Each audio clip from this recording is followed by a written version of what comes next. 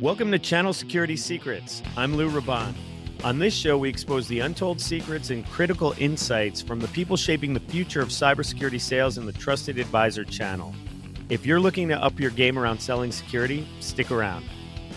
Channel Security Secrets is brought to you by Cyber Defense Group, on a mission to shift cybersecurity from reactive to resilient.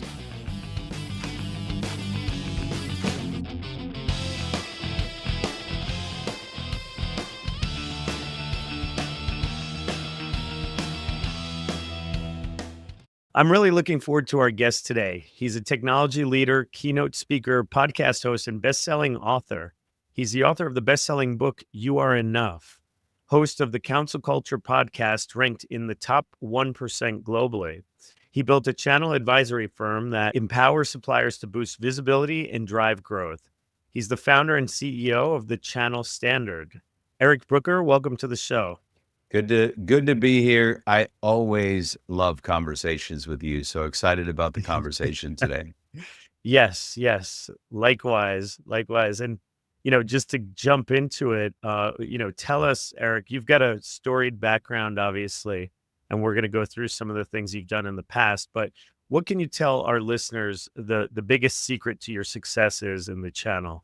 It's interesting. You and I have had a lot of conversations over the last couple of months. And I think for me, when I really sit on that question, I think of folks in this industry, particularly after you and I bumped into each other at a show, just a couple of weeks ago. I've got a lot of relationships in the channel with people I've never transacted with. And some would argue maybe that's not where I should be investing my time, but people do business with people that they like and trust. I made a conscious decision probably early in my professional career that I wasn't going to focus on, I'm going to get to know Lou, I'm going to get to know Ian, or I'm going to get to know Patrick for the sake of doing business. I think we're all sort of drawn to people that we want to get to know and be around. I can think of a couple people, again, I've not transacted with, but if I'm honest with myself, they have been great resources to get connected to the other folks in the channel that would. So I think the big piece for me, in short, is just building relationships for relationships' sake and not having any other motive or agenda. Yeah, I think that's great advice. And I hear you. I think you had told me a story of someone that it was actually years before you had kind of met that person. You helped them with something. They weren't even really necessarily in the same industry. And then afterwards, many years down the road, they actually were in a position to help you out. And I think that's completely relevant. Like, not selling, if you're constantly selling and you're looking at everyone like a piggy bank that might be able to, help you achieve your dreams. I think people can sniff that, and it's kind of repellent in a way. I'll share a story, maybe a little bit vulnerably, but when I set out to launch my own company, I didn't have any clients. I had money in the bank, and it was unexpected. I'd gotten laid off, got a really great sort of golden parachute, if you will. At one point in that journey, I had put a note out on LinkedIn that it was really vague. It was intentionally vague because I didn't want to admit that I was looking for work. I didn't want to admit that I was struggling to get the business off the ground. And so it was just super vague. I might be looking for work. I might be looking for clients. I am looking to pay my bills next month. Someone help. And I got a lot of calls like, hey, what are you really looking for? And an individual, we'll call him Ryan mostly because that's his name, but we won't name his company. But Ryan called and he said, hey, I saw your post and I want to help. And I just sat there and I listened because, again, I was early enough in this now 3-year-long journey of entrepreneurship where I wasn't even ready to tell him I needed work. I just needed money. I needed some consistency. Grateful to be on the backside of that. But what Ryan said to me is, Eric, you're an entrepreneur. I want to help. What can my company buy from you to keep you down the path that is clearly where you're supposed to be? Ryan and I had bumped into each other over the years, sort of that old adage of do unto others, if you will. I'd always been good to Ryan. Ryan had always been good to me. And I needed something, i.e., a job or some stability financially. And Ryan, I didn't call him, but Ryan picked up and said, "Hey, I got you. Let's figure it out." It's amazing. And that was not even intentional on your part. Like someday Ryan's going to do this for me. It's just being a good person, being genuine. Ultimately, I think anyone's success is, we're standing on the shoulders of our parents, shoulders of our grandparents, shoulders of all the people that helped us to where we are at, and our friends too. And sometimes, yeah, friends come from strange places that you wouldn't expect. Obviously Ryan saw something in you that was he could tell this was a passion of yours and he wanted to support that. And, that's excellent. That really is a testament to who you are as a person. I appreciate that. Yeah. So that's a good secret, I think, for anyone, because one of the through lines of this podcast, it's really interesting for me because I'm getting to learn. The channel's relatively new to me as well, and what works, what doesn't. I'm a practitioner, a security guy. I'd normally, if I weren't doing this, I'd have a C-level title somewhere in like a CISO at whatever company, and I'd probably be bored out of my mind. So I'm really happy to be doing it, but the channel stuff is new, and the sales stuff, like the mechanics of sales, is new. And for practitioners, we often look at it like, oh yeah, salespeople, you just have to be charming and have a good Rolodex and know how to speak to people or whatever. And what I've learned over this journey is that's absolutely not the case. The people that are most successful in this channel are people that, generally in life, it's yes, you're genuine. Yes, you truly want to help. You've got passion for what you do.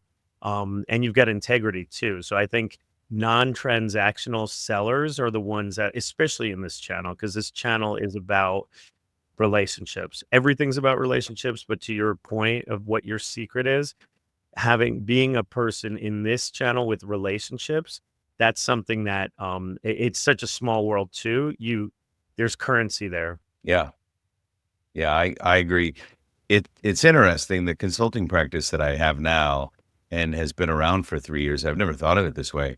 A lot of what I do is figure out for our clients, the suppliers, who their ideal partner profile is, not ICP, but ideal partner profile. Who are the trusted advisors that are most likely to sell your stuff? And what I'm hearing from you is something that I had never thought of. The reason these agents pick up the phone is because many of them I've established relationships with, never sold through, and now I need some help. But now I've got the relationship capital where I can pick up the phone and say, "Hey, Lou, I've got a new supplier that might be a really good fit in your portfolio. Would you give me candid feedback? Would you take a look at this supplier and let me know if you think there's value?"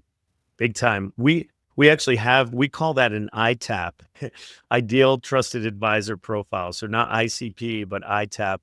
And we learned because the first year that we were in this channel, we were like, wait a second, we have look at our meetings. Like the metric was meetings. The more meetings we have, the more deals we're going to close.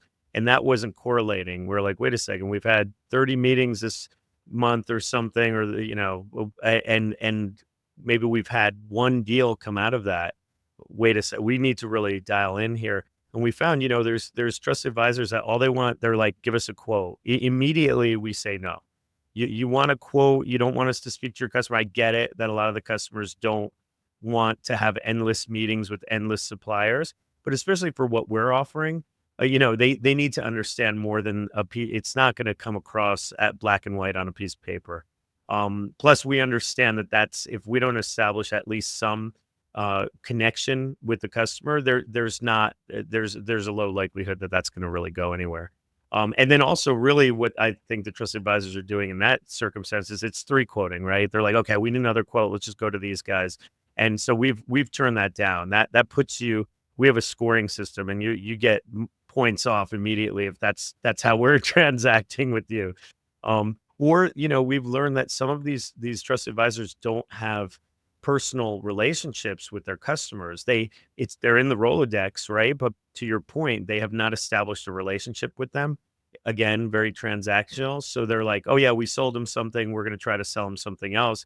And so when we go in there and maybe we do start to present and give a quote, they can't give us any intel as to, where we are. And we don't always expect to be, okay, you're our preferred provider. That's ideal, right? But we understand we might be one of three other or more providers. At least give us feedback, right? Like tell us this is, they like this, they don't like that, pricing, whatever. That's the whole reason we're having this relationship. And that to us is like earning the commission. So we've got a bunch of metrics like that. So it's, you're tracking on that one too. I think it's important.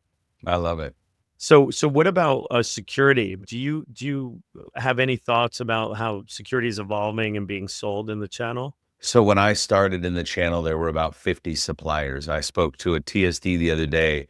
Actually, it was a week ago today, and they told me they had over 700 suppliers. So when I first started, my secret was I was the only guy in the industry that worked for a company that sold SD-WAN, which made it really easy to win business Right. because I had the Right. one widget everybody wanted, but nobody else was selling. Um, it's interesting because when I started, there were a lot of folks that we now refer to as transactional. A lot of trusted advisors out there selling the low hanging fruit, the 10x spiff on UCAS, maybe on a good day if the customer asks for it, contact center. But there's a lot of partners that are just selling connectivity, nothing more. Um, those are not your ITAP. They're not your ideal partner profile. But there's this elite group of sellers. Some of them are old, like you and I, that decided it was time. Sorry if I offended you in calling you old. Oh yeah, you can see this totally it fit that description. See, the nice thing for me is I've got a couple grays here and I've got nothing up top. Um, some of us old guys have adopted the newer technologies, cybersecurity and AI being on the forefront. For those of us that have, I think we're going to clean house.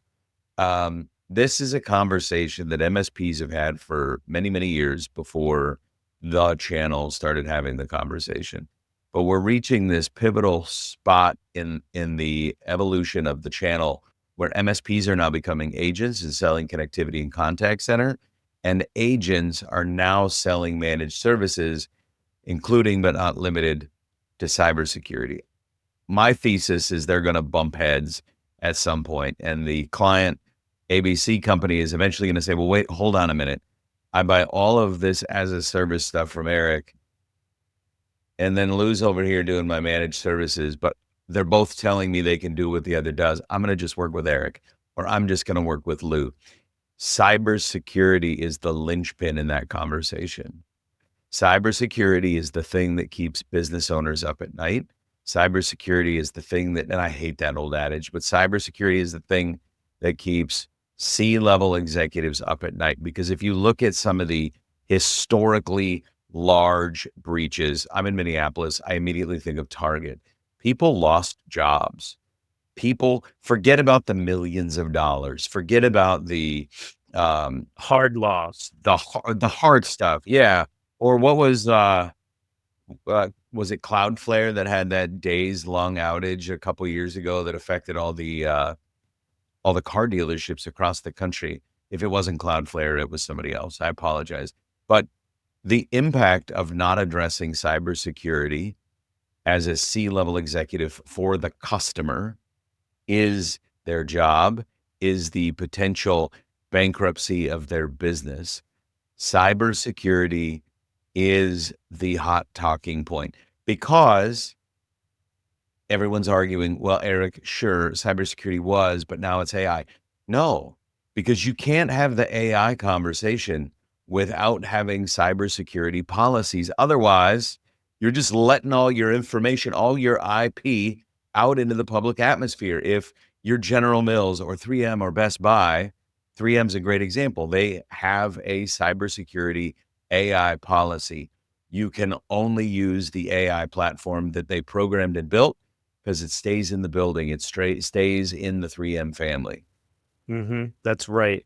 AI security, AI governance is data governance, and data Bingo. governance is data protection, is cybersecurity. So You're 100% on. I'm glad you brought up AI because, we're obligated to speak to it. We had to. This is gonna be the AI secrets podcast maybe next year. But, no, it's really relevant because you're right. Cyber is, still new, and I can tell you as a practitioner, the things that we're seeing I've been doing this, for over 30 years now, roughly. So, professionally, and before that, I was dabbling myself in things that, we won't talk about. But the point is, like, the problems haven't changed. It's actually that's a shocking thing. So cyber is new to be sold in the channel. Cyber is new and exciting, and it's a door opener. That's 100%, and that's why we really encourage TAs to go out there and speak about it, even if they're not comfortable, because no one is going to say, or the people that say, when you ask them, hey, how are you feeling about your cyber program? If they say, yo, we got it covered, everything's great, the hugest red flag. They're lying. They're lying to you. No one has it covered, to the extent that they'd like it to be. And there's always maturity too. It's like, okay, yeah, we've got the basics down, but now we want to move to the next level. Those are the conversations we have. But it's really interesting because AI too. Yeah, now AI is dominating everything up until that bubble burst, but it's not going away. AI is relevant. It's definitely an accelerator. It's kind of like, going from the I don't know, horses by themselves to a chariot behind the horse, or a cart, like the wheel. Basically, AI is to tech as the wheel was to, farming and stuff like that, and commerce, because it's really an accelerator. But you wouldn't put your whole business model behind the wheel, right? You would say the wheel is a way to go faster, but the wheel is not, unless you're Goodyear or something, which they have an awesome commercial, by the way. But I want to go back to the what you talked about, the costs of a breach. You were talking about, like, every C-level executive is up at night because they're thinking, like, what if, and what might that cost? And you said, like, Target, et cetera, which that was through a third party HVAC vendor. That was one of the classics. And the costs are not just, okay, yeah, this is how much we had to pay for an IR firm. This is how much we had to pay for legal counsel. This is how much we had to pay to, do data, ID protection for all the people that were hacked.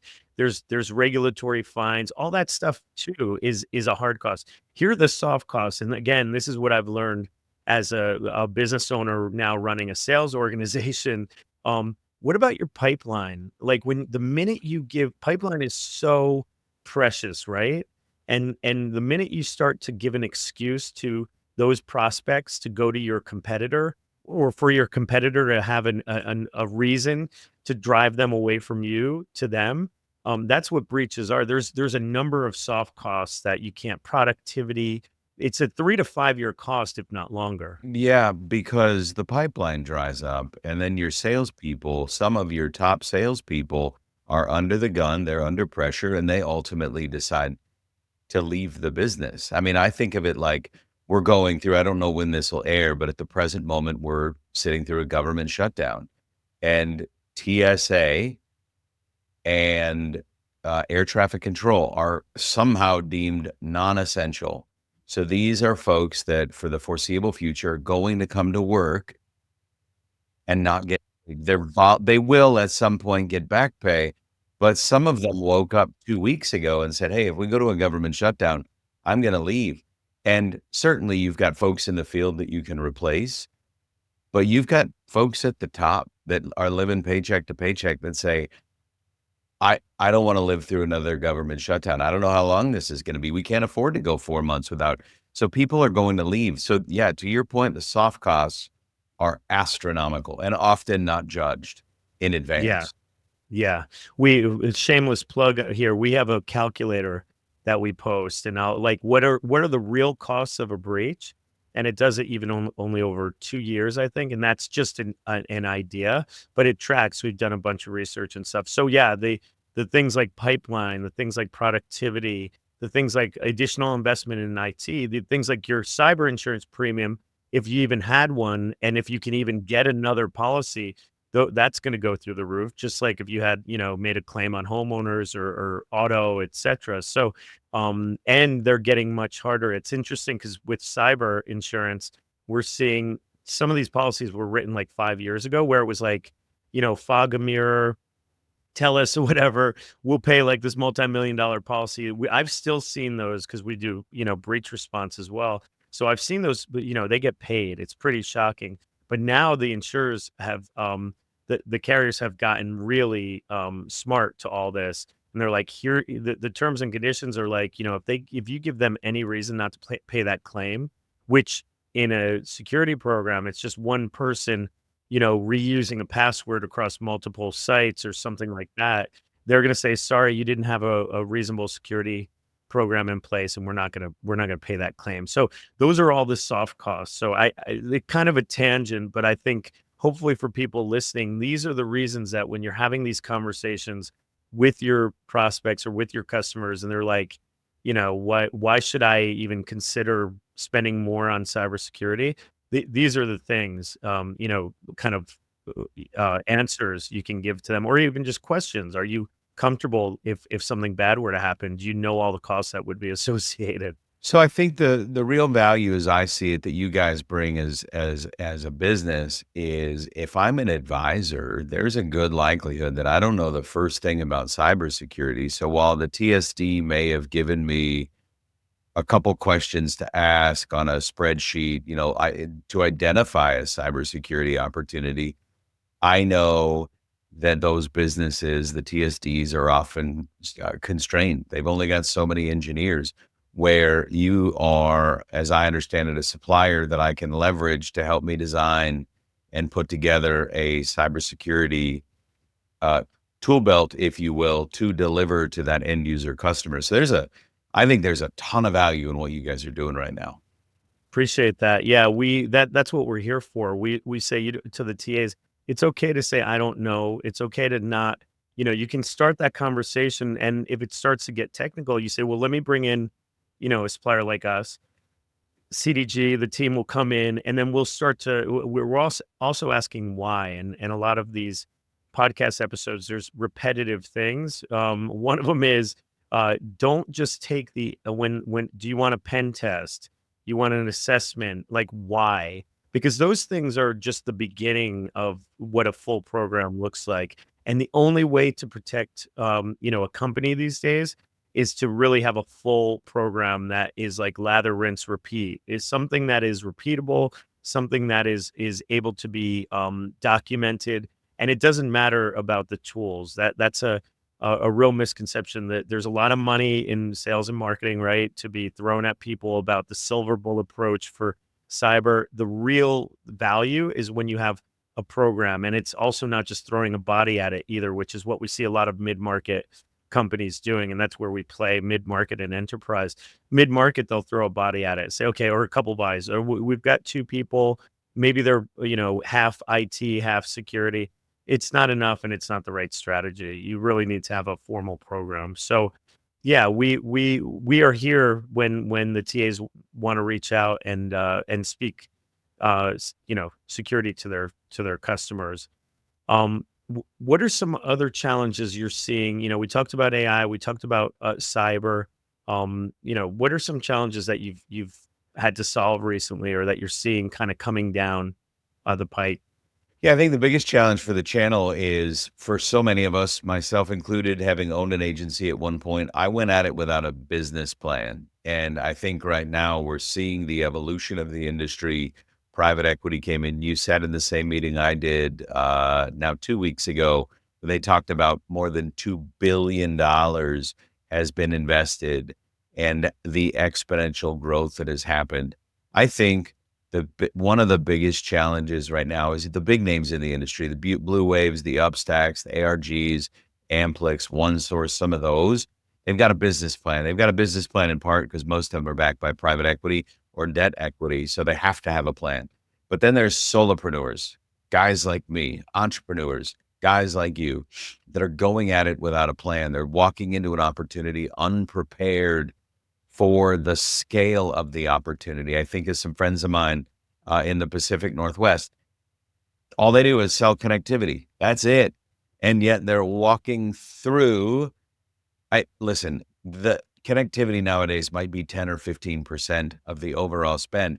If I'm going to go put effort forth to earning a client, I want to make it as sticky as possible. I want to get as much of the revenue as possible. But I also want to know what's going on in their network so I can make sure what I'm proposing is right.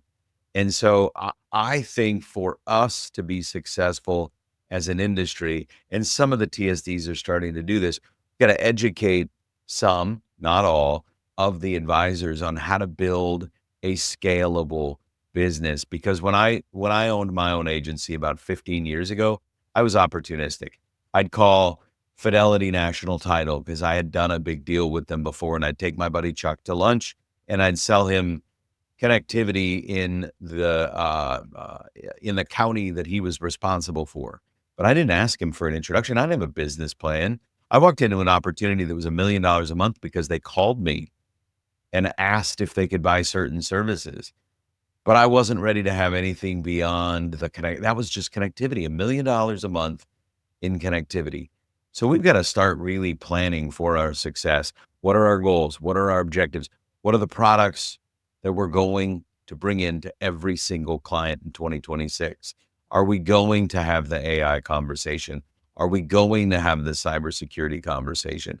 And if so, what's my first line of defense when I don't have the answer? To your point just a minute ago, when someone asks me a question and the answer is I don't know, do I call CDG?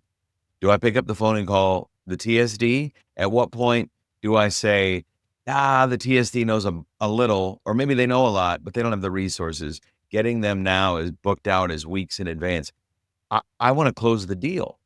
So I think we've got to identify, the partners need to identify what is it that they want to sell. And it's got to be programmatic. You can't walk into an opportunity without expecting to ask the questions about AI or cybersecurity or BPO or whatever else is on their agenda. Yeah, if you wanna be sticky, 100%, because, it's a solution sale versus, just a quick project or product sale, and I think that's what we've seen too, again, being, relatively new to this, understanding that, yeah, listen, $1 million a month sale, that's a much larger. I'd love to get there someday, but that's not the numbers we're putting up right now. Our numbers are lower, and therefore, when they're like, "Okay, I can do something transactional quickly, get this through 30-day close, sales cycle, or there's a 6 month, actually we just closed a great one in 60 days. So those sales cycles are now, shrinking, but let's say 60 days versus 30 days. And there's work involved. It's like, okay, I've got to have multiple meetings. We've got to scope back and forth, etc. They're gonna go, a lot of these TAs have decided, "Hey, we're just gonna go with connectivity," but to your point, that's the short-sighted, approach, which is kind of like lifestyle business versus scalable, saleable business, something that you could exit from and be rolled up with the PE firm with into, an Amplix or one of the other, large TSDs, or not TSDs, but TA firms now. So, it's interesting too because you mentioned the connectivity, again, going back to that, and security. What we've all Stefan from Avant is really famous for saying this, which is it's what's adjacent. If TAs don't understand security, they do understand connectivity and they understand DDoS, distributed denial of service, which would be, um, security related, and it would take connectivity down. So that's how they can start to kinda get their foot in the door, and I spoke to another TA, recently, and that's what they said. They started really just kind of selling one piece. It was like Cisco Umbrella or something, and then that as they did that, they're like, "Wait a second, how does this thing work?" And they were curious. So, I think what you're talking about, Eric, is like these trusted advisors need to evolve 100%.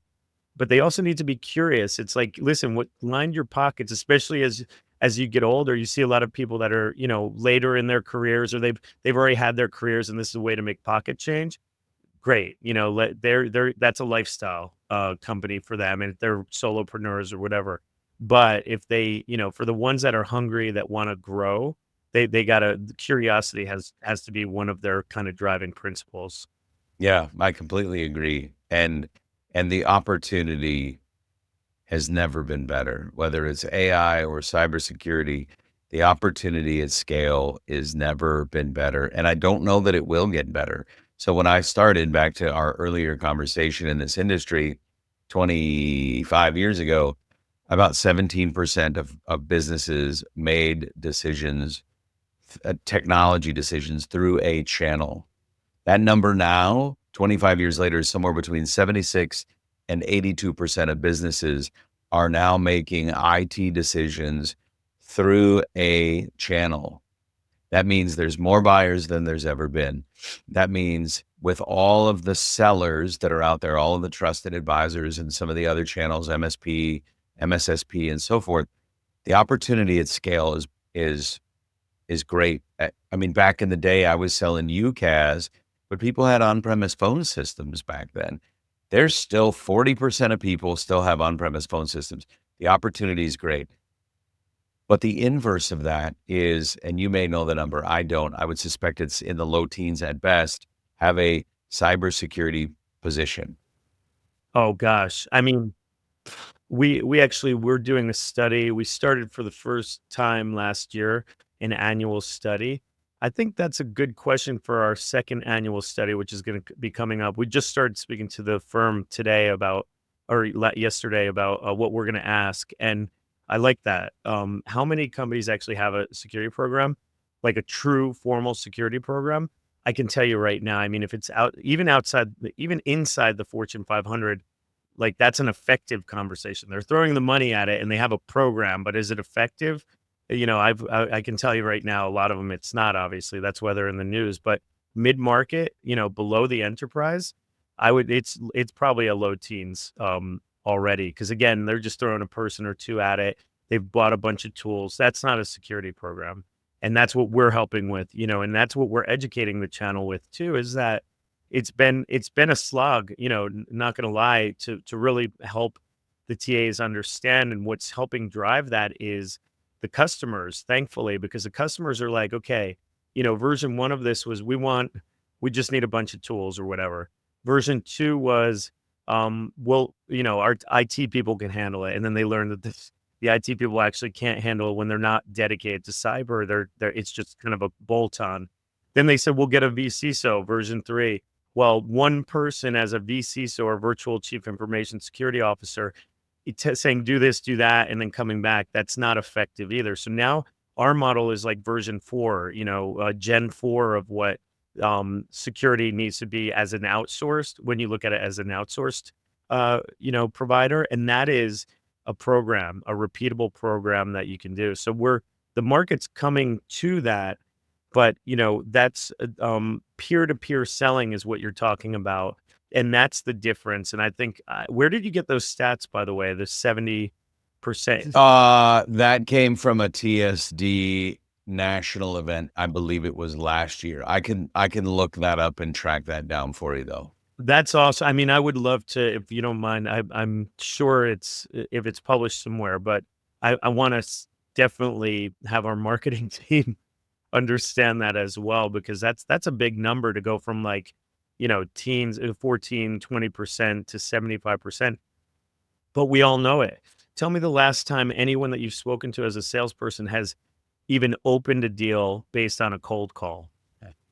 Oh, no, No. everybody leverages a relationship. Yep. No, I made that mistake in the early days of CDG. I was like, you know, I got taken for a ride for one of these companies that are like, "We're gonna make 1 billion calls a day, and we're gonna get you all these meetings." And it was like, it reminded me of when I was like a teenager, and they had me selling like door to door China. I That was one of my jobs. Like, and the way they would get the people is it would be a sweepstakes. Like, "You want a sweepstakes," and then they would fill out, or no, you're entering a raffle, which there was no prize for the raffle. It was just a way to collect leads. And then I would go to these people's houses and they're like, "Who are you and why are you here?" And, "No, we don't want China," you know? So, or flatware or whatever it was I was selling. So I think that's cold calling is dead, you know? I hate to say it. I think the what the channel is showing, the reason those numbers are going up is because, yeah, you with Slack, with Discord, with all the social media, LinkedIn. I mean, if you can, especially if you're a decision maker in a mid-size or large organization, if you don't have a network that you can reach out to, you've been living on Mars or something. There's just everyone is leveraging their networks, and that's where the trusted advisors fit in, right? They're the network. They're the person that these people should be reaching out to, and then boom, back to your original point, right? Is relationships. That's really where it starts. But we also have to have relationships with the suppliers, got to have relationships with companies like yours. So when we ultimately need to transact or want to transact with you, we feel like we trust you. I think that's the biggest misperception in the channel is they'll do business with us. Well, a couple misconceptions, one of which is it takes time. As a supplier, it can take, this 2 to 3 years to really turn the corner in the channel. And a lot of that is establishing and maintaining relationships. People want to know that you're going to be around for the long haul. There's so much that goes into it, but we got to like and trust you. It goes back to cold calling doesn't work. I mean, if I look at you introduced me earlier as an author and a keynote speaker and all that, I just realized the other day I did a quick run through of all the talks I've given over the last few years. I haven't gotten one of them from a cold call.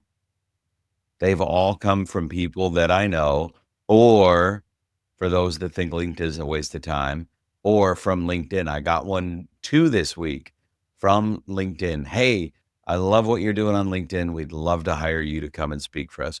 The value of relationships is where I think many of us fail in sales. Because we treat it like it's a transaction and it's so much more than that. Yeah, yeah. People buy. You mentioned it earlier. People buy from people. They don't buy from businesses. That's why if you get up and you might work for Xerox and then you go work for Rico, you know, all of a sudden those people are going to buy from Rico, not because Rico necessarily has a superior product, but they know Eric and they want to do business with Eric. They trust Eric. They have a relationship with Eric. So, um, yeah, kind of pivoting to the personal stuff. What do you have like a story about cyber that's affected you personally? Oh, golly, a story about cyber that has affected me personally. Well, I think as an individual, the thing that comes to mind is the data breaches and the impact of those data breaches on us individuals. I get all the same phone calls you do. I get all of we had a huge storm about 2 months ago that tore up a bunch of trees, and every roofer on the planet is calling my cell phone. But beyond that, the breaches that impact me on a daily basis where I've got to, get a new debit card, or golly, the other day, uh, Verizon's network, I probably shouldn't have called them out, but Verizon's network was down across the country just a few weeks ago. And my understanding is it was a breach of some sort. They shut the network down in an effort to stop the breach. I just happened to walk into a store that day, in which point they told me, hey, we can't sell you anything today because we can't do anything. They were all standing outside. I walked up and thought there was some big party. I was going to get like a free piece of cake and a cup of water or something, but I was turned around. And so the impact, I mean, I can think of times over the years I've been at Starbucks. The impact of Starbucks. Here's a great story. Here's two quick stories. Do you know what Starbucks, at least when this happened to me, what their policy is when they can't process credit cards? Close the store. Free drinks. Oh, that's Yeah, interesting. because they Whoa, don't want to lose you they don't want to lose you as a customer, so they'd rather give out free drinks. It's a brilliant smart. culture move in terms of creating the culture that you want. But I walked into Starbucks years ago, they gave me the drink for free, and I half-heartedly joked when she wouldn't take my debit card. I said, "I should have ordered something for my wife and kids." She said, "What does your wife want? And how many kids do you have?" Well, Lou, you know this. I have 7 kids. We got a lot of free Seven drinks kids. that day. Do you know what again, this a little dated, but Best Buy's policy when credit cards can be processed is to do the old triplicate form from when you and I were kids, under $1,000. In my mind, the number of credit cards after the cybersecurity event, when things get back up and running, that they process that get declined must be staggering. So Right. the impact of an event for me or for you generally is seen as a mild inconvenience, right? I can't get my coffee, or I can't buy my $4,000 TV, um, or my identity was stolen or something like that. But in the grand scheme of things, the impact of that is pretty minimal for even me where the breach has occurred. But again, going back, the impact of a Target or a Cloudflare or Delta Airlines or some of these others that have had significant incidents. It's jobs, it's unemployment, it's all sorts of things. And it's millions, if not billions of dollars annually. Big time, big time. The businesses bear the brunt for sure. But, yeah, gosh, 7 kids. I have so much respect for you, and you don't have a farm, which is real, or do you? Do you have a farm? We have one animal. She is a dog. And 7 kids, 6 to almost 25 later this month. Unbelievable. That's amazing. That's amazing. That keeps you very busy, obviously. And you wrote a book, You Are Enough. What can you tell me about that? I think I need to get a copy. Send me your address. I know a guy. I'll send you a copy. Maybe as long as it gets signed by the author. Actually, totally digress. The guy that wrote the cover quote, you'll see Andy and I were together maybe 6 weeks ago, and he looked at me and he talked about giving away free books as a part of a way to like bring people in and keynote speak and all that. He said, oftentimes I will hand it to my seatmate on a plane as I get off. I will hand one of my books to someone I'm sitting next to. He says, and you can steal this and make it your own. He said, I will often hand it to them and say, hey, I'm done with this book and my wife really likes the author. So, short story, totally unrelated to tech. I wrote a book. I went on a journey. I'll ruin the ending a little bit, but we have an estranged relationship with our almost 25-year-old. We've not spoken in 8 years. And that's a lot of what the book is about. This idea that everybody we interact with in the channel or outside of the channel, every single person we interact with today is going through something. The loss of a loved one, an estranged relationship, divorce, miscarriage. The flip side of that is there's also really good things going on in the world. People are getting new jobs. People are getting promoted. People are getting married, buying houses, getting pregnant, all of those things. But the way we interact with people is often missed. We often miss the fact that we recognize something's going on. We don't know what it is. We're not asking the questions. I'm not leaning in saying, hey, Lou, how are you? And then saying, actually, Lou, how are you really? How's the week going? What I'm doing is I'm saying, hey, Lou, how are you? You're saying, man, I'm great. How are you? Saying I'm good. And then we jump into a podcast.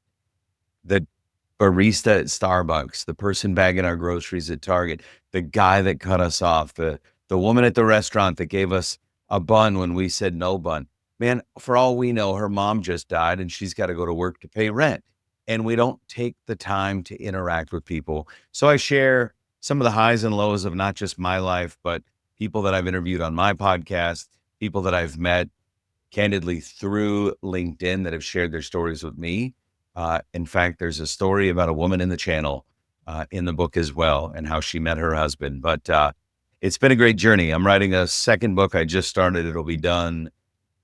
I haven't said when it'll be done. I'm going to say it'll be done by the end of Q1, published probably summer of next year. Amazing. I mean, it's impressive to write a book. I love the premise of this first book, You Are Enough. And I love that premise, Eric, because I think that in today, with the way that, we dipped into politics a little bit without, any political leaning on any side. Like, we just need to start speaking to each other. As a matter of fact, we need to start speaking to each other on both ends of the political spectrum together. Like, if you're, far left and, the other person's far right, you guys, everyone needs to start speaking and understanding that we're just humans, like, on this planet for a really short time. So sorry, you got me philosophical, man. No, man, I love it. I'm 45. I'll be 46 in a few weeks, and um, about 3 months ago, I lost a relationship with my childhood best friend. We've known each other 40 years, and he called me guns a blazing, politics ready, and we've disagreed on everything for 40 years, political and religious and otherwise. And I'm fine with his decision. It's devastating. I think about it a lot, but I can't change it. What I realized, uh, I was filling out a form the other day for a coaching thing I'm doing in January, and the question was, "What was your favorite book?" Now, my podcast is 150 some odd episodes deep. I've read nearly every book from every guest I've ever had on the show, so I've read a handful of books. And the one that really sticks is a book called Love is Free, Guac, like guacamole. Guac is extra. And it was written by the now former CEO of Chipotle. He started when they had 750 employees. He retired when they had about 75,000 employees. So he was there for significant growth. And he talks through the book of how he leads, how he hires, how he builds a tremendous culture. Because candidly, I think they've lost their way a little bit as a business since he retired. But the thing that he talks about in that book that really sticks based on what you just said is we are more united than we are divided. And I'll get a little political here. I don't care whether you lean left or lean right. I enjoy hanging out with you. I'd love to grab a drink with you next time we're in the same room. And politics and religion and all those things aside, that's the little stuff. It may have a big impact, but we're more united. There's more that we have in common than we have that we don't have in common. And yet, here's the political part. The media wants to tell us otherwise. Yeah, because we'll buy some more crap. Well, I think we just need like an alien invasion, like literally aliens from another, galaxy to come. I read on the news it's happening tomorrow at 3 Oh, a.m. perfect, perfect. All right, so we'll all get together. It'll be like Independence Day, but the movie that is. So, how can people connect? You've got a lot of ways to connect. Channel folks can find me at thechannelstandard.com. My book and my podcast can be found on ericbrooker.com, or just find me on LinkedIn. My cell phone number is on LinkedIn. Feel free to call me. I'll give it to you now. It's 480-296-9777. I will make myself as available as I can. That's bold. I'm impressed. That well, it's so hopefully, we don't have a huge audience, so that's probably safe actually. Your mom will call me and thank me for coming on. My mom's gonna be calling you after this. But Eric Brooker, thank you so much for coming. This has been super enjoyable. This conversation we've touched on a lot of things. Thank you so much. Yeah, thanks for having me. Great conversation. Big time. And thanks to everyone else that's watching and or listening. If you learned something today, laughed or cried even, please tell someone about the podcast. Thanks again, Eric. This has been another exciting episode of Channel Security Secrets. See you next time. That's a wrap for this episode of Channel Security Secrets. Thanks for tuning in. For show notes, guest info, and more episodes, visit us at channelsecuritysecrets.com. Channel Security Secrets is sponsored by Cyber Defense Group. When it comes to protecting your business, don't settle for reactive. Partner with experts who build resilience from the ground up.